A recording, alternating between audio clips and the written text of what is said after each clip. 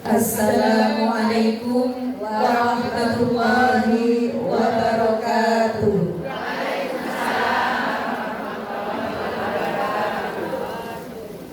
Rasulullah adalah uswatun hasanah, role model dunia. Pada malam ini aku pindahkan nur cahaya itu ke dalam perut ibunya dengan merasakan kegembiraan. Aku penuhi seluruh alam dengan cahayanya. Aku pelihara di dalam keadaan yatim piatu, dan aku sucikan dia beserta para keluarganya dengan kesucian yang sungguh. Ya Allah, tetapkanlah limpahan rahmat dan salam serta keberkahan kepada Nabi Muhammad sallallahu alaihi wasallam. Maka berguncanglah arsh karena gembira dengan adanya kabar gembira. Dan kursi Allah bertambah wibawa dan tenang karena memuliakannya. Dan langit penuh dengan cahaya dan berguru. Suara para malaikat membaca tahlil, tamjid dan istighfar. Dan ibunya tiada henti-hentinya melihat bermacam-macam keajaiban dari keistimewaan dan adat juga tentang masa kandungannya.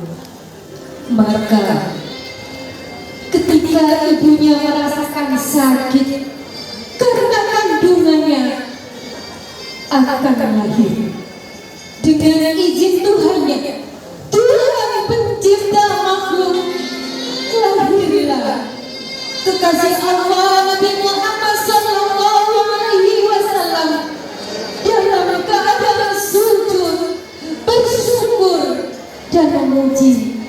Sedangkan wajahnya bagaikan purnama dalam kesempurnaannya. Beliau Abu Dzar radhiyallahu anhu mengatakan, aku mendengar Nabi sallallahu alaihi wasallam satu malam dalam salatnya. Ia membaca dan mengulang-ulang firman Allah di setiap rukuk dan sujudnya. Jika engkau menganggap mereka, sesungguhnya mereka adalah hamba-Mu. Dan jika engkau mengampuni mereka, sesungguhnya engkau memang Maha Pengampun dan Maha Bijaksana. Al-Maidah 118. Abu Dzar radhiyallahu anhu bertanya, wahai Rasul, sejak malam tadi engkau selalu mengulang-ulang ayat itu di setiap rukuk dan sujudmu. Ada apa gerangannya Rasulullah? Nabi Muhammad sallallahu alaihi wasallam lalu menjawab, aku memohonkan syafaat kepada Allah untuk umatku, dan Allah mengabulkannya bagi umatku yang tidak menyebutkannya. Hadis riwayat Imam Ibnu Abi Syaibah dan Ahmad. Dalam satu hadis yang diriwayatkan oleh Imam Al-Baihaqi, Allah Subhanahu wa Ta'ala sewaktu-waktu memerintahkan iblis agar segera bertemu dengan Nabi Muhammad sallallahu alaihi wasallam. Iblis tersebut dengan amanah untuk menjawab segala pertanyaan Nabi Muhammad Sallallahu Alaihi Wasallam. Sejurus kemudian Islam berubah menjadi seorang lelaki tua dan menghadap Nabi Muhammad Sallallahu Alaihi Wasallam. Nabi bertanya, siapa kamu? Aku iblis. Untuk apa kamu menemuiku? Nabi kemudian, Sesungguhnya Allah Subhanahu wa Ta'ala menyuruhku untuk bertemu denganmu dan menjawab semua apa yang nanti ingin kau tanyakan, kata iblis. Nabi pun langsung bertanya kepada iblis. Kepada iblis, Rasulullah wahai iblis, berapa jumlah umatku yang menjadi musuhmu? Iblis lalu menjawab, ada 15 golongan, yaitu 1, kamu wahai ya Rasulullah. 2, pemimpin yang adil. 3, orang kaya yang sombong. 4, orang berilmu yang khusyuk. 5, ilmuwan yang rendah hati. 6, pedagang yang jujur. 7, mukmin yang selalu menasehati saudaranya. 8, mukmin yang penyayang. 9, orang yang benar-benar bertaubat. 10, orang yang hati-hati terhadap barang haram. 11, mukmin yang selalu bersuci atau berwudu. 12, mukmin yang selalu bersedekah. 13, orang yang bermanfaat bagi orang lain. 14, pencinta Al-Quran yang tidak pernah benci membacanya. 15, orang yang selalu terbangun untuk sholat malam, tahajud, ketika yang lain terlelap tidur. lalu siapa saja umatku yang menjadi musuhmu? Lalu siapa umatku yang menjadi teman dekatmu dan saudaramu?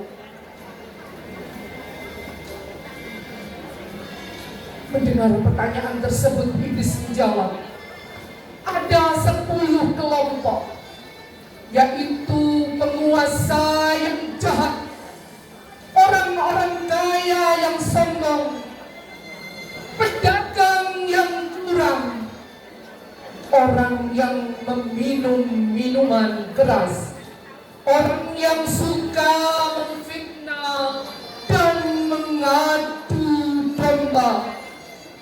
6, pezina. 7, orang yang makan harta anak yatim. 8, orang yang bermain-main dengan sholat. 9, orang yang tidak mau membayar zakat. 10, orang yang selalu berangan-angan panjang. Mereka lah teman dan saudaraku.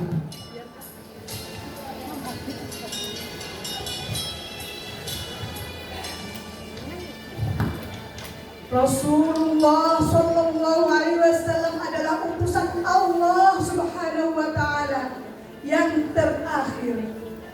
Beliau adalah ciptaan terbaik, panutan tentang bagaimana menjadi tauladan karakter tauladan akhlakul karimah, tauladan kebaikan, kasih sayang, belas kasih, bersyukur, berani pada kebenaran, refleksi diri, keyakinan yang tak tergoyahkan dalam misi dakwahnya. Rasulullah Sallallahu Alaihi Wasallam adalah utusan terbesar dan terakhir yang diutus oleh Allah Subhanahu wa Ta'ala untuk mengungkapkan dan menyebarkan agama Islam yang sebenarnya. Mungkin kita semua ingat bagaimana cerita Rasulullah Sallallahu Alaihi Wasallam yang datang ke Taif untuk berdakwah. Alih-alih pesan dan nasihatnya didengar, Nabi Sallallahu Alaihi Wasallam malah mendapatkan lemparan batu yang akhirnya melukai wajah dan tubuhnya. Lalu datanglah bantuan dari Allah dengan diturunkannya malaikat Jibril alaihi salam. Jibril menawarkan jasa pelayanan untuk beliau guna membalas apa yang sudah dilakukan oleh bangsa Taif yang tidak menghormati Nabi sama sekali. Jibril menawarkan kepada Nabi Sallallahu Alaihi Wasallam untuk menghancurkan kaum Taif dengan gunung yang siap untuk diangkat. Bagi orang-orang yang sedang dalam keadaan terdesak dan dalam keadaan lemah, tentu tawaran tersebut akan sangat baik untuk diterima, agar mereka orang-orang zalim tahu bahwa apa yang mereka lakukan itu akan berbalik kepada mereka berupa penderitaan. Itulah watak manusia. Itu watak manusia biasa yang maunya jika dizalimi akan seperti juga. Tapi berbeda dengan Nabi Muhammad Sallallahu Alaihi Wasallam, bukannya mengamini apa yang ditawarkan oleh Jibril alaihi salam, beliau justru menolak dan memilih untuk mendoakan kaum Taif tersebut. Darah akibat luka masih mengalir di wajahnya. Rasulullah mengangkat tangan lalu mengatakan, Allah tak mengutusku untuk menjadi orang yang merusak dan juga tidak untuk menjadi orang yang melaknat. Akan tetapi Allah mengutusku untuk menjadi penyeru doa yang membawa rahmat. Ya Allah, berilah hidayah untuk kaumku. Sesungguhnya mereka tidak mengetahui. Hadis riwayat Al-Baihaqi dalam Syu'ab Al-Iman. Indahnya akhlak Rasulullah Sallallahu Alaihi Wasallam di waktu dan kondisi manusiawi sangat wajar orang itu marah setelah mendapatkan banyak luka akibat kezaliman orang lain. Tapi Nabi Muhammad Sallallahu Alaihi Wasallam memang tidak diutus untuk membalas keburukan dengan keburukan, tapi beliau diutus oleh Allah Subhanahu wa Ta'ala sebagai agen kebaikan dan penyebar kasih sayang. Sallu ala Nabi Muhammad. Allahumma shalli wa sallim wa barik alaihi. Assalamualaikum warahmatullahi wabarakatuh. Tepuk tangannya dalam hati.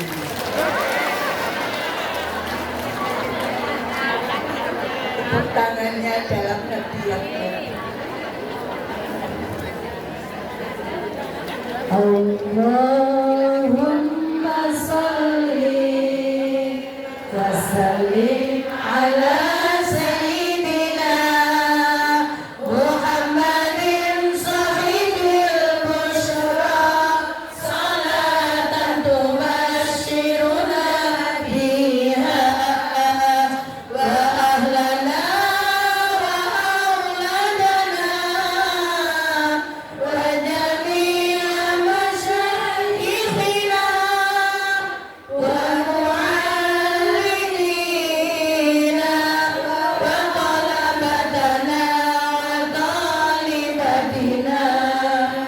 min yaumina hada ila yaumil akhirah.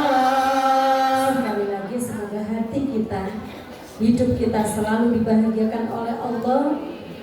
Fit dunya hasanah wa fil akhirati hasanah wa qina adzabannar.